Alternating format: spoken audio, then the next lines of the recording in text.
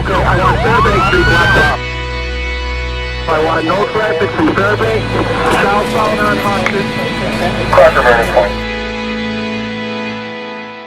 GlobalFlyte interacted with a number of very seasoned first responders. The team consists of myself, which is a former FBI agent with SWAT experience, a couple of firefighters. We know what goes on in an incident, and we're trying to minimize the chaos. I've been an incident commander on a lot of big incidents. I've deployed to federal disasters, and if it's one thing that took us hours of time, sometimes days, is to try to communicate location to a very distributed group of responders. The technology is right there. GlobalFlyte provides them right now the ability to change and improve their response to their communities.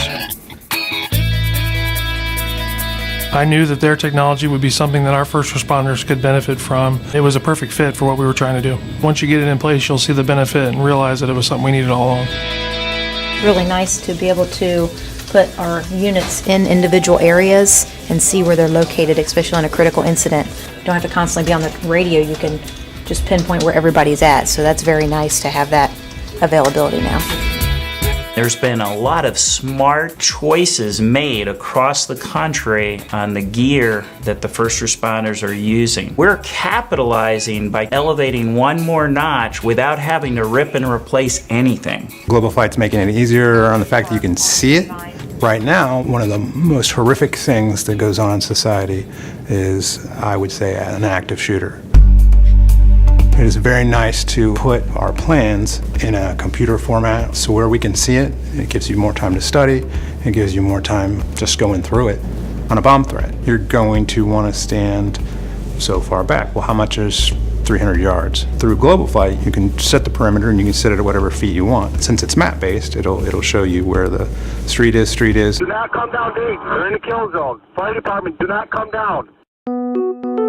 When it comes down to critical things, we always rely on voice. Transport the officer. He's in the back of the police car. Whether it's a major fire, whether it's a major police incident, there's always a lot of radio traffic going on. There's always a lot of communication. In all command and control situations, there's always been something missing.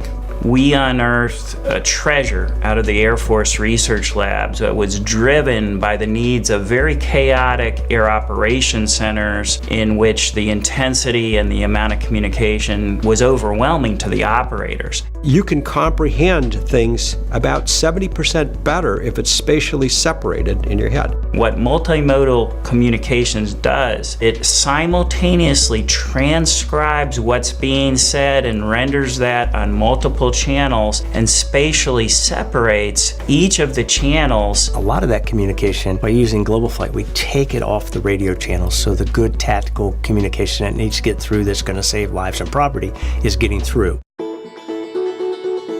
By taking you through the user experience of the capability and going into the details of how that's interacting and fulfilling some of the needs and the gaps, that will then tease out, well, what value is there here?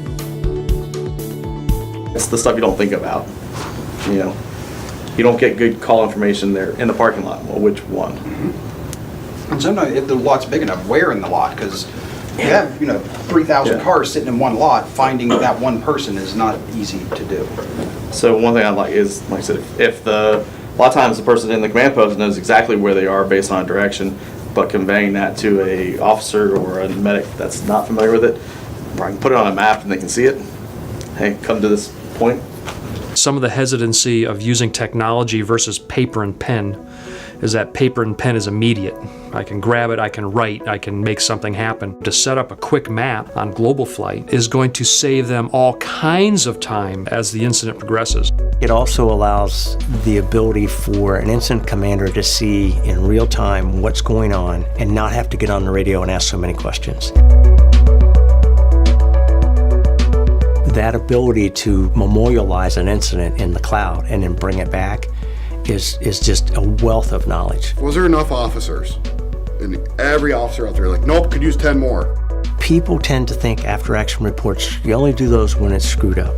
That's not the case. You do an after-action report even when you did it right, because now I can train new incident commanders, new operators, new firefighters.